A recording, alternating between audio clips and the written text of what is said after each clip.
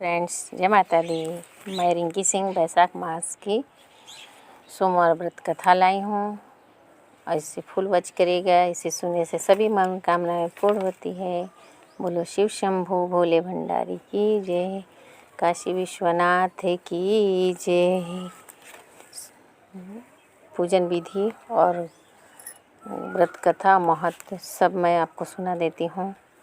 सोमवार व्रत कथा। व्रत महत्व। सोमवार का व्रत चंद्रदेव और भगवान भोलेनाथ की अर्चना हेतु किया जाता है। इस व्रत को श्रद्धापूर्वक करने से मानसिक कलेशों से छुटकारा मिलता है एवं सभी मनोकामनाएं पूर्ण होती है। यदि सावन के महीने से सोमवार व्रत धारण किया जाए तो यह अति फलदायक सिद्ध होता है। वैसे यह व्रत चैत्र, सावन और कार्तिक मास में किया जाता है। इस व्रत में सोमवार के दिन उपवास रखकर भगवान शंकर माँ पार्वती की पूजा अर्चना करनी चाहिए तथा दिन में एक ही बार भोजन करना चाहिए। सोमवार का व्रत रखने से स्त्रियों को पति पुत्र का सुख मिलता है। पूजन विधि बता देती हूँ।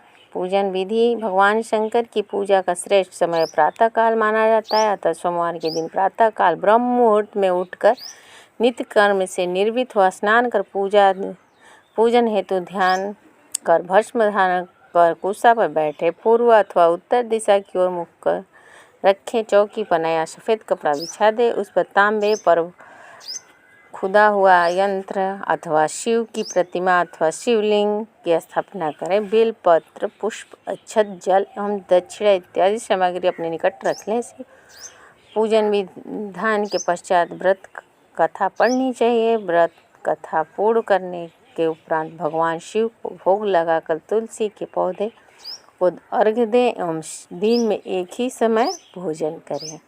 ये थी विधि। और सोमवार व्रत कथा।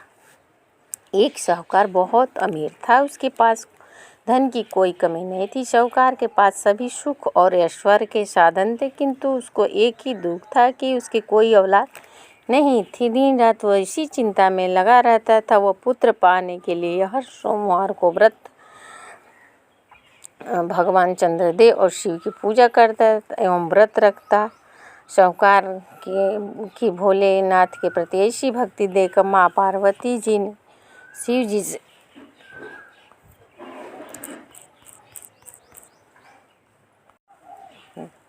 कहा, हे नाथ, यह साहूकार आपका अनन्य भक्त है और आप सदैव ही आपका व्रत और पूजन भक्ति भाव से किया करते हैं। आप कृपा करके इसकी मनोकामना पूरी कर दें। पार्वती जी के ऐसे वचन सुनकर भोलेनाथ ने माँ पार्वती से कहा, हे पार्वती, यह संसार एक कर्म क्षेत्र है। यहाँ जो जैसा कार्य करता है वैसा ही फल मिलता है, अर्थात जैसा कार्य मनुष्य करता है वैसा ही परिणाम भोगता है। किंतु माता पार्वती आग्रहपूर्वक बोली, हे महादेव, आपका अनन्य भक्त है। यदि आपको इसका कोई भी दुख है तो आपको अवश्य दूर करनी चाहिए। यदि आप अपनी भक्तों की मनोकामना पूरी नहीं करेंगे तो क्यों मनुष्य आपकी भक्ति सेवा एवं पूजन करेगा। पार्वती जी के इस आग्रह को सुनकर शिव जी ने कहा, हे शिव, यह साहूकार के कोई पुत्र नहीं, इसी कारण यह दिन रात चिंतित एवं दुखी रहता है। इसके भाग्य में संतान न होने पर भी मैं इसे पुत्र प्राप्ति के लिए वरदान देता हूँ, किंतु इसका पुत्र केवल 12 वर्ष तक ही जीवित रह सकता है। इसके बाद वह मर जाएगा। इससे अधिक मैं इस साहूकार के लिए कुछ नहीं कर सकता। यह सब बातें सुनकर साहूकार सुन रहा था। उससे यह सारी बातें सुनकर न कोई खुशी हुई और न ही दुख हुआ। वह पूर्वतः शिव की पूजा व व्रत करता रहा। कुछ समय पश्चात साहूकार की पत्नी गर्भवती हो गई और 10वें महीने में उसने एक सुंदर पुत्र को जन्म दिया। साहूकार के घर में बहुत खुशी मनाई गई, किंतु साहूकार ने अपनी पुत्र की 12 वर्ष की आयु जानकर कोई खुशी प्रकट नहीं की और इस संबंध में किसी को भेद भी नहीं बताया। वह बालक धीरे धीरे बड़ा होने लगा। जब वह बालक 12-11 साल का हो गया तो बालक की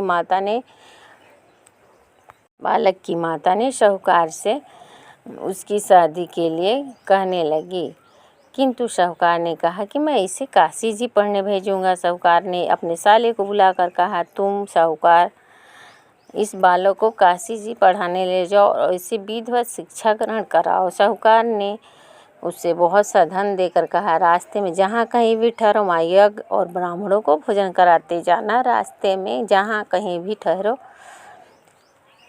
इस प्रकार वह दोनों मामा भांजे रास्ते में यज्ञ करते, दान देते और ब्राह्मण को भोजन कराते जा रहे थे। रास्ते में एक शहर पड़ा। उस शहर में राजा की कन्या का विवाह था। एक दिन अन्य राजा का लड़का बारात लेकर आया। राजा लेकिन वह एक आँख से काना था। लड़के के पिता को इस बात की चिंता थी कि वर को देखकर कन्या के माता पिता विवाह में किसी प्रकार की अड़चन न डालें। इसी कारण जब उन्होंने साहूकार के अति सुंदर बेटे को देखा तो उसके मन में विचार आया कि क्यों न इस लड़के से विवाह का कार्य पूर्ण करा लिया जाए। यह विचार कर उसने लड़के और उसके मामा से कहा, यदि आप मेरे फेरे का और कन्यादान का कार्य पूरे करा देंगे तो आपकी बड़ी कृपा होगी, हम आपको बहुत सारा धन देंगे। साहूकार के लड़के और उसके मामा ने इस बात को स्वीकार कर लिया। विवाह का कार्य भली भांति से पूरा हो गया। जब वह लड़का जाने लगा तो उसने चुपके से राजकुमारी की चुंदरी पे लिख दिया कि तेरा विवाह मेरे साथ हुआ, लेकिन जिसके साथ तुम्हें भेजा जाएगा वह एक आँख से काना है। मैं काशी जी को जा रहा हूँ। राजकुमारी ने जब इस प्रकार लिखा पाया तो उसने काने राजकुमार के साथ जाने से इनकार कर दिया और कहा, यह मेरा पति नहीं है, मेरा विवाह इसके साथ नहीं हुआ है, वह काशी जी गया है। राजकुमारी के पिता ने यह सब जब सुना तो उसने अपनी कन्या को विदा करने से इनकार कर दिया। बारात वापस चली गई। इधर साहूकार का लड़का और उसका मामा काशी जी जा रहे थे। काशी जी जा पहुँचे और जहाँ लड़के ने पढ़ाना शुरू किया तथा अपने अतिरिक्त समय मामा भांजे यज्ञ दान आदि में व्यतीत करने लगे। इस प्रकार कई महीने बीत गए। जब लड़का 11-12 साल का हो गया तो उस दिन लड़के के मामा ने एक आयोजन कर रखा। अचानक ही लड़के की तबीयत खराब हो गई। लड़के ने मामा से कहा, मैं अंदर जाकर सो जा रहा हूँ। लड़का अंदर जाकर सो गया। थोड़ी देर पश्चात लड़का मर गया। जब उसके मामा ने देखा कि वह मर गया तो वह दुखित हुआ। उसने सोचा, मैं पहले यज्ञ कर आता हूँ, तब कुछ सोचूंगा। संयोगवश शिव जी और पार्वती जी उधर से जा रहे थे। पार्वती जी ने भगवान भोलेनाथ से कहा, हे नाथ, कोई दुखी व्यक्ति रो रहा है, उसके कष्टों को दूर कर दो। तब जब शिव जी और पार्वती जी वहाँ पहुँचे तो उन्होंने देखा कि वहाँ पर एक लड़का मरा पड़ा है।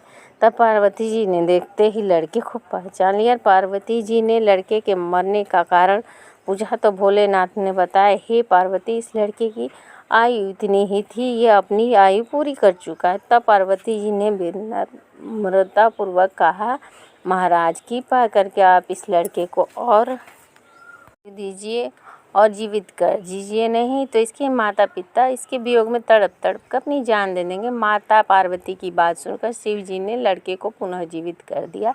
शिव जी की कृपा से लड़का जीवित हो गया। शिव शंकर और पार्वती जी शिव धाम को चले गए। शिक्षा पूरी होने के पर लड़का और उसका मामा पहले की तरह यज्ञ करते, ब्राह्मण को भोजन तथा दक्षिणा देते हुए अपने घर की ओर चल दिए। रास्ते में दोनों उसी शहर में गए जहाँ पर उस लड़के की शादी हुई थी। वहाँ पहुँचकर दोनों ने यज्ञ करना शुरू कर दिया। जब वो दोनों यज्ञ कर रहे थे तो उस लड़के के ससुर यानी उसके वहाँ के राजा ने उसे पहचान लिया। जब वो राजा ने महल ले जाकर दोनों की खूब सेवा की। कुछ समय राजा के महल में रहने के बाद लड़के ने राजा से जाने की आज्ञा मांगी। राजा ने अपनी लड़की को लड़के के साथ विदा किया और साथ में बहुत सा धन एवं दासियों को भी भेजा। जब वे अपने शहर के निकट आए तो लड़के के मामा ने कहा, पहले मैं तुम्हारे माता पिता को तुम्हारे आने की खबर सुना आता हूँ, तब तक तुम पत्नी सहित यहाँ आराम करो। ऐसा कहकर लड़का का मामा साहूकार को अपने पुत्र के आने की खबर देने चला गया। घर आकर उसने देखा उसके बहन और बहनोई छत पर बैठे हुए थे और उन्होंने प्रण कर रखा था कि उनका बेटा जीवित लौट आया तो वह छत से नीचे उतर आएंगे, नहीं तो छत से कूदकर अपने प्राण दे देंगे। लड़के के मामा ने जब यह समाचार उन्हें सुनाया तो उनका लड़का जीवित लौट आया है तो उन्हें विश्वास नहीं हुआ। तब लड़के के मामा ने शपथ खाकर कहा, आपका पुत्र और अपनी स्त्री और बहुत से धन और दास दासियों सहित घर आया। तब साहूकार और उसकी पत्नी छत से नीचे उतर आए तथा प्रसन्नता के साथ अपने बेटे और बहू का स्वागत किया। सभी प्रसन्नता के साथ रहने लगे। इस प्रकार भक्ति भाव से जो भी प्राणी सोमवार का व्रत का पालन करता है तथा प्रेम पूर्वक इस कथा को सुनता है या पढ़ता है तो उसके सभी कष्ट दूर होते हैं, सारी मनोकामनाएं पूर्ण होती है। इस लोक में सभी सुख भोग सुविधाओं को भोग कर अंत में उसे शिवलोक की प्राप्ति होती है। इस प्रकार सोमवार के व्रत को सोमवार तक करके फिर उद्यापन करें। इस प्रकार के व्रत के प्रभाव से मानव को सभी प्रकार के सुख सुखों की प्राप्ति होती है। विशेष महत्व इस व्रत के बारे में कहा गया है कि ग्रहण आदि में जप, ध्यान, हवन, उपासना, दान आदि सत्कार्य करने से जो फल मिलता है वही फल सोमवार के व्रत से मिलता है।